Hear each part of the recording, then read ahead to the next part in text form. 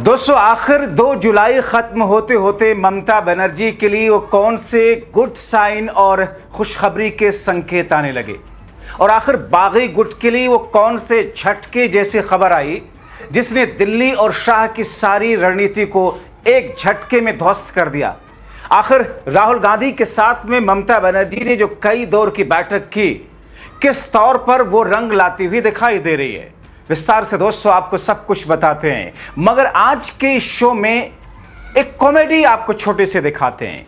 पहले इसे देख लीजिए और फिर असली खबर पर आते हैं। हमने रोड बनाने में स्पेस टेक्नोलॉजी का उपयोग किया। स्पेस टेक्नोलॉजी से फोटोग्राफी होती है, मॉनिटरिंग होता है। नरेंद्र मोदी जी के नेतृत्व में 2024 समाप्त होने के पहले हिंदुस्तान का रोड इंफ्रास्ट्रक्चर अमेरिका के बराबर होगा, ये वचन देता हूं। दोस्तों, आप एक बार फिर देखिए कि रोड की स्थिति है क्या। बात तो साहब स्पेस टेक्नोलॉजी के उपयोग से रोड बनाने की कर रहे थे। उनके मंत्री जो भारत के रोड अमेरिका के बराबर करने का वचन दे रहे थे, आपने सुना। और आप देखिए, यह हाईवे है, एक्सप्रेसवे है, यही कहानी नए नए बन रहे रोडों की है। इसीलिए लोग कह रहे हैं कि जनता ने एक्सप्रेसवे मांगा था, इन्होंने 12,000 करोड़ का बरसाती नाला पकड़ा दिया। दिल्ली देहरादून एक्सप्रेसवे का यह हाल है, न जाने कितनी गाड़ियों का एक्सीडेंट हुआ। दिल्ली देहरादून हाईवे इतना गंदा रोड हो रहा है कि इस टाइम ये समझ लीजिए कम से कम 4 से 5 गाड़ियां मेरे सामने एक्सीडेंट हो चुकी हैं भाई, यहीं पर ही।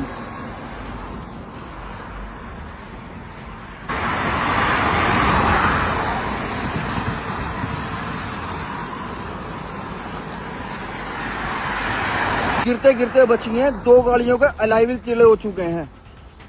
भाई मैं भी आपको अपनी गाड़ी की बताता हूँ कि मेरी गाड़ी के दोनों अलॉय व्हील टेढ़े हो चुके हैं बस के। दोनों स्टेपनियां चेंज हो रही हैं गाड़ी की। ये देखो भाई, अलॉय व्हील तलक का टेढ़ा हो चुका है इसका।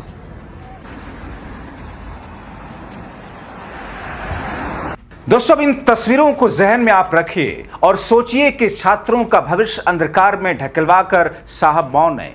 डीजल पेट्रोल की कीमतों को चरम पर पहुंचवाकर साहब मौन है। रुपये को धरातल रसातल में ढकेलवाकर साहब मौन है। किसानों को रुलाकर साहब मौन है। महिलाओं की इज्जत तार तार होते देखकर साहब मौन है। राम मंदिर का चंदा चढ़ावा अरबों रुपए लुटवाकर साहब मौन है। नए नए हाईवे एक्सप्रेसवे बनाने के नाम पर अरबों का गबन और उसकी सड़कों की हालत, ये सब देखकर साहब फिर भी मौन है। मगर साहब खुश कहां होते हैं दोस्तों? मगर विपक्षी पार्टियों को तोड़कर, सांसदों विधायकों को लूटकर साहब खुश हैं। सरकारें गिराकर अपनी सरकारें बनवाकर साहब खुश हैं। 28,000 रुपए किलो विदेशी मशरूम खाकर वो चमकते दमकते गाल टमाटर जैसे साहब खुश हैं। लाखों के सूट चश्मे सूट बूट पहनकर साहब खुश हैं।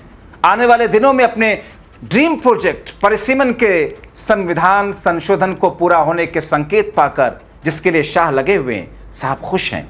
एक फिल्म आई थी जिसमें एक डायलॉग था, मुगम्बो खुश हुआ। अब दोस्तों आते हैं असली खबर पर।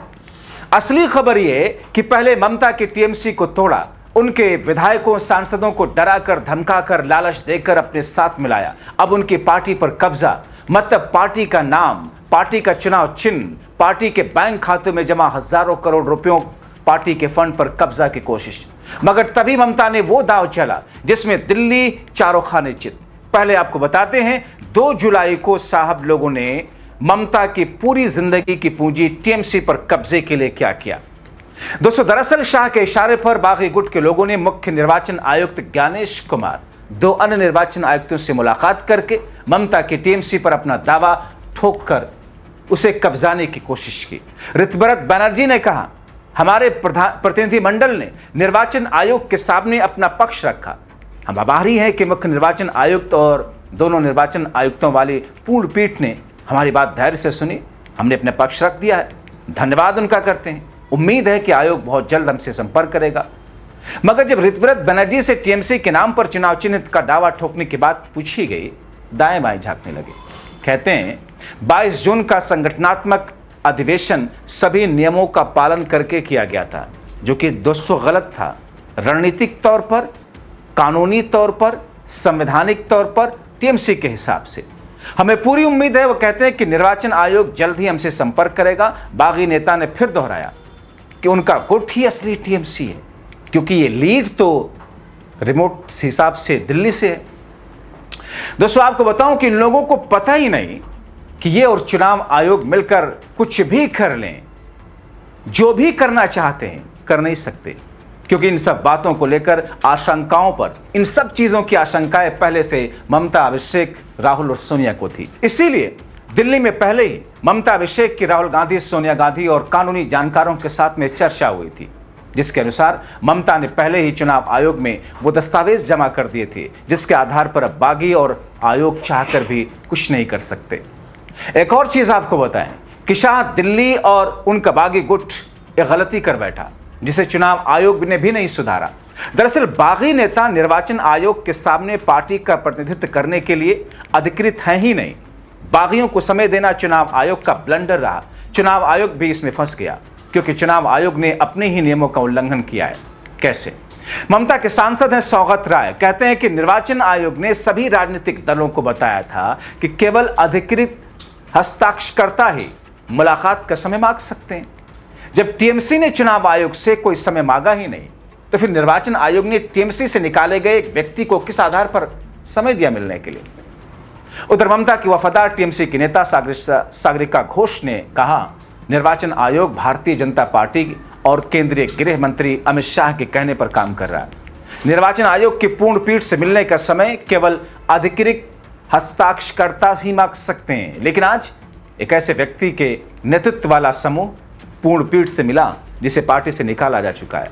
निर्वाचन आयोग के अपने नियमों के अनुसार इस समूह को मिलने की अनुमति कैसे मिली? राजनीतिक दल और उसके विधायी दल के बीच अंतर बताते हुए कहती हैं कि विधायी दल संगठन का केवल एक हिस्सा होता है, वो पार्टी के विलय या विभाजन का फैसला नहीं कर सकता। एक ऐसा समूह है जिसके पास एक भी सांसद एमपी नहीं। इसे निर्वाचन आयोग की पूर्ण पीठ से मिलने का समय सिर्फ इसलिए मिला क्योंकि इसके पीछे बीजेपी और अमित शाह का हाथ है। जाहिर तौर पर दोस्तों, जिस तरीके से जैसे जैसे संसद का मानसून सत्र नजदीक आ रहा है, वैसे वैसे ही दिल्ली की रणनीति, दिल्ली की आप उसे साजिश कह सकते हैं, चाल कह सकते हैं, एक एक करके बाहर आ रही। लेकिन सांसें दरअसल अटकी हुई हैं। सांसें अटकी हैं दिल्ली की, केंद्र सरकार की, शाह और मोदी की, क्योंकि अगर इस मानसून सत्र में अपने ड्रीम प्रोजेक्ट परिसीमन और डिलिमिटेशन वाले संविधान संशोधन को वो पारित नहीं करा सके, तो फिर भारतीय जनता पार्टी की, केंद्र की, मोदी की एनडीए सरकार का वो हश्र होने जा रहा है, आप लिख कर रख लीजिए। और इसीलिए दोस्तों, करो या मरो की स्थिति इस वक्त शाह के सामने है। इसीलिए दोस्तों, टीएमसी को तोड़ने के बाद फटाफट उद्धव ठाकरे की पार्टी को तोड़ा गया और फटाफट शरद पवार की एनसीपी पर डोरे डाले जा रहे हैं। लेकिन शरद पवार की एनसीपी टूटने की स्थिति में है ही नहीं। दूसरी तरफ अयोध्या, राम मंदिर, चंदा चोरी और न जाने कौन कौन सी स्थितियां आती। चौथी तरफ मध्य प्रदेश में भारतीय जनता पार्टी के मुख्यमंत्री के जरिए सीएम बनने के बाद में जमीन हड़पने का वो सारा का सारा मामला। और आप दूसरे मुद्दों वाली चीजों को तो छोड़ ही दीजिए, इन सब से घिरी हुई भारतीय जनता पार्टी और केंद्र की राजनीति में मोदी और शाह कैसे खुद को बचाए रखें। अब ऐसी स्थिति में बागियों को चुनाव आयोग भिजवाकर एक वाटर टेस्टिंग की कोशिश की गई, मगर वहां ये बागी तो फंसेंगे, चुनाव आयोग भी फंसेगा। अब इन तमाम स्थितियों और परिस्थितियों में दोस्तों आगे क्या?